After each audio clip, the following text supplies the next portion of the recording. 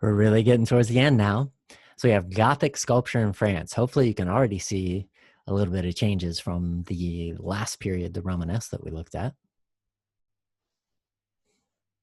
So what we're looking at now are three portals in the west facade of the Chartres Cathedral. And pretty similar to some of the themes and such that we'd seen in the Romanesque, but there are some differences. So when you get in close, you can see that the figure is a little bit more naturalistic than what we saw in the Romanesque. We have some of these ancient Greek qualities with these incredible folds like we saw in the Parthenon, and a lot more space going on, but still the same theme of Christ in majesty or Christ in throne, whichever you want to look at it. I should mention that most students in the class, when I ask them what they see from Jesus's expression, it's the same thing that they tell me about Buddha. It looks like he had just gotten high. So if we compare these two, what you can do is kind of like pause it. It's the same theme and see what kind of differences you notice. Write them down, and then I'll explain what most people say in the class. So you ready? So one of the things that people notice is that the figures are a lot less flat. Literally, like you can put your hand behind here, whereas all of these figures are carved in such a way that they don't stick out. That's more naturalistic. So this person looks more like a human than this 25-foot, incredibly skinny Jesus right here. His beard looks more natural than these abstracted curves. Even the animals, which aren't as natural as you would expect, especially with these wings, they do look more like what they are in comparison to these ones, where it's really hard to tell the difference between the calf and the lion. Whereas this one, you can kind of tell this is a calf and this is a lion. And certainly the proportions are more similar to real life. And so instead of having these elongated figures, we have more realistic proportions. But it's still a similar thing going on. There's a bit of hierarchic scale in that everybody is looking towards the center, towards Christ, even the figures up here. And he's in the center, so it tells us he's the most important. So we get in close again, we get that super chill Jesus look going on, and we can see how three-dimensional it is. But also that these figures are a little bit more naturalistic than they had been previously, meaning they look like real life. So we look at this one. It's the Last Judgment. And people often notice, like they do with the other one, there's just a lot more space, there's fewer figures. They basically have the same things going on. And a bit more naturalism than here. So we have a little bit more of this ancient Greek thing going on with the cloak and the folds and the way that you can see the body through there. So this is the start of an ancient Greek and Roman revival a bit. So we're getting away from this very strange and almost scary, but certainly not naturalistic, and getting towards something that's more naturalistic. And even though the subject is still literally in heaven, so not down to earth, the figures seem more down to earth. They seem more like what you would see in real life. And that's the same thing with some of the statues that you see on the outside. These statues in the Gothic cathedrals, they wouldn't be put up at the same time that the Gothic cathedral was made. There'd generally be many different patrons for these, and they would be from various organizations or wealthy people, especially like trade unions. And they would give up the money for some of these. So sometimes you'll see them having a similar style like we have here. And other times you'll have ones with different styles right next to each other. And that's because different patrons are going on. So these are originally painted. Remember Sainte-Chapelle, if you want to think about how these would have looked, brightly painted. So a little bit more true to life. So the figures, it's still pretty medieval like we've seen before. Like these two faces look exactly the same. However, again, we can see a little bit of the body through here and some folds that are, still not the most realistic thing, but the people are a little bit more filled out, and their proportions, at least with these two, are a bit more representative of what you would see in real life. So you get in close. Similar figures were vandalized at Saint Denis during the French Revolution in the 18th century. They're supposed to represent royal ancestors of Christ, but what the people saw in the French Revolution, much later than this, is a bunch of people with crowns. And if you're familiar with the French Revolution, you know what they did with royalty at that time. So they did it with the statues as well. And you can compare it to what we're seeing in the Romanesque. So a little bit different. We have this super elongated figure. We can see the body through there, but it's not a particularly realistically proportioned body. And with this one, we have a little bit more realistic proportions, but it's still not quite what we're going to see a little bit later on. So Kleiner says a personalization of appearance that began that led to the first idealized portraits of the perfect Christian, and finally by 1400, and we'll see that in the last lecture, the portraiture of specific individuals initiated an era of artistic concern with personality and individuality. So if we think all the way back to the Byzantine period with Justinian, we already saw that the human figures were depersonalized. Everyone looked the same.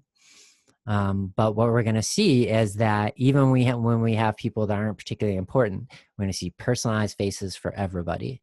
So that tells you a little bit something about how the societies are changing, or at least the patrons want them to change.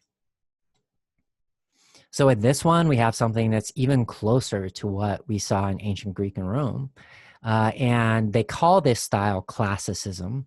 So it's the first sculpture in the round since Rome, meaning you could take these figures off of the platform and walk around them, and they would look like humans. So sculpture of the round means that it's sculpted all the way around, and you could walk around and be able to see it. They are sticking on the wall, but you could, in theory, take them down and look at it. They have what's called a reverse S curve, and this refers to the kind of tilt of their bodies makes a bit of an S shape. We'll see it more in a more extreme fashion a little bit later on. It'll be easier to see it. But it's kind of like contrapposto that we'd seen going back to the early classical period in ancient Greece. It's somewhat independent of the architecture. They're still standing on these platforms and are still connected to the architecture, but we could imagine taking them down and having them exist separately. And what's interesting, and you'll see this happen again, and even if you look at religious art going in the 20th century, they're depicted in contemporary clothes. So these biblical figures, instead of being portrayed in a way in clothing that would recall ancient times or wouldn't make any sense to modern people, they just have these people with power dressed as people with power that you would see in this particular time, in the 13th century when these sculptures were made. So the idea with this, again, is kind of like to go away from that transcendent thing that we had seen. So the inside of the buildings, they're still very transcendent, but the sculpture is starting to bring us down to earth. Like Camille says, they were participants in biblical history, not mere observers of it. So this is going to continue in the Christian church, even after it separates into different parts, this kind of humanizing of religious subjects and Christ and other figures. So with this one, the death of the Virgin, I hope you're seeing a very, very ancient Roman and Greek influence, especially in the shape of the feminine faces here, where they have this like kind of anvil shape to them, a very strong chin, a straight nose, and a relatively prominent brow. The figures that are in the background of the men still looking pretty similar to what you had seen in Byzantine art. If you look at the faces, they're pretty much all the same, even though they're 12 different apostles. But we also see a little bit of that wet drapery going on that recalls the Parthenon. So the death of the Virgin is part of that dynamic that I was talking about before, where over time, many people in the Catholic Church wanted to promote this idea that Mary was special, that she was born without original sin. So she was different than all other human beings from the very beginning, even before the miracle of the virgin birth. So how they're doing that is Mary in the New Testament of the Bible dies long after Jesus does, but we see Jesus portrayed as if he had come down to heaven and he's pointing upwards towards heaven. And he comes to visit his mother from the heavens whenever she's dying. The people around her are Jesus's 12 apostles. And then one of the Marys, one of the people that were close to Jesus as well, one of the women that were close to Jesus, all named Mary. And what we see here is Jesus is holding this tiny statue of a little girl. And what this is supposed to represent is the Immaculate Conception. In other words, Mary being born without sin. So a lot of times you'll see art where it'll have like a main subject, the death of the Virgin, but it'll also be trying to promote an idea. It's a propaganda of sorts. And this is definitely one of those. By the way, I'll just give away the end of the story. Eventually, the people who want to promote that Mary was immaculately conceived, they win. And there's still a holiday that's celebrated on December 8th, the Immaculate Conception in the Catholic Church. So what I'm showing you here is this idea that you'll have many different styles sitting right next to each other on a cathedral. So this is the Enunciation and Visitation, but different patrons for the different figures of these two parts of the story.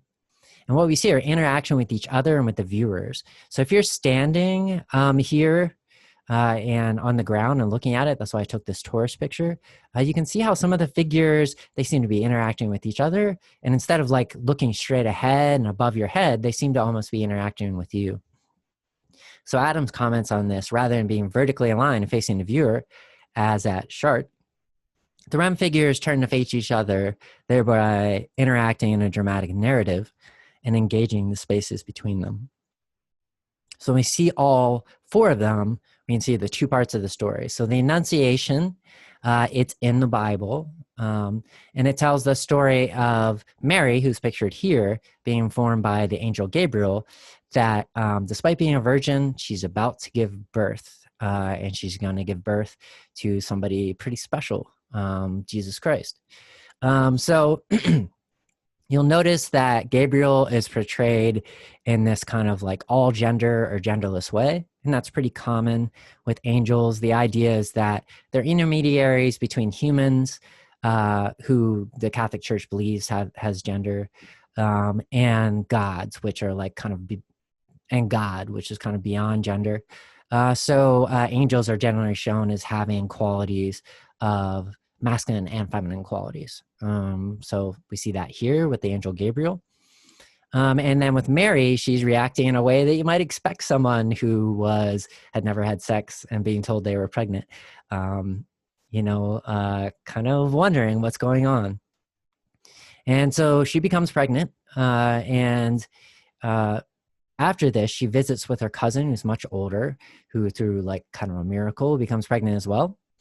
And although you can't see their pregnant bellies here, they do kind of symbolize it by this cloak that goes across their stomachs. And that's meant to show that they're pregnant, because they generally didn't want to show the distended belly that people get when they're pregnant. I don't know. They were kind of weird about it at that time. But I think you can see how there's different styles going on. The style that's the newest is the one with the angel Gabriel, and it's often called the elegant style. And this style is going to continue until the end of the class, basically, and be very, very popular. And I'll explain why a little bit later on. And then this style is called the severe style. Not a very popular style, but we'll talk more in detail why this is called severe. And then these two with their S curve, which recalls contrapposto, and the kind of like thickness of their bodies, and the realism and the way that the cloaks have these folds like we saw in ancient Greece. They call this classicism. So the REM statues also vividly illustrate that sculptural ornamentation of the Gothic cathedrals took decades to complete, required many sculptors working in diverse styles. So different people, there was a patron for these two, a patron for this one, and a patron for this one. And they all like different styles, so that's ended up how they were made. So again, seeing it from the ground view, and again, these had originally been painted, so they come to life even more so. So the first style that we're going to look at is the severe style. And usually what art historians mean when they say severe, they mean there's not a lot of detail, there's not a lot of motion, it's very geometrical, there's not lots of like shape. And you can see that going here. Not too much detail. It's almost like her body, like she's a robot or something like that. There's not a lot going on with her face, and not much drama. You can't really see the body underneath. So Virgin has a rigidly vertical body axis and straight tubular folds meeting at sharp angles. Talking about this. The severe style was probably invented about 1220 by the sculptors of the West Portals of Notre Dame in Paris. And people weren't really into this style, so you don't see a lot of examples. Over here is Classicism, or the classical style. And this will have an influence in later art in the Renaissance after the period of this class. But it has like a mini revival at this time.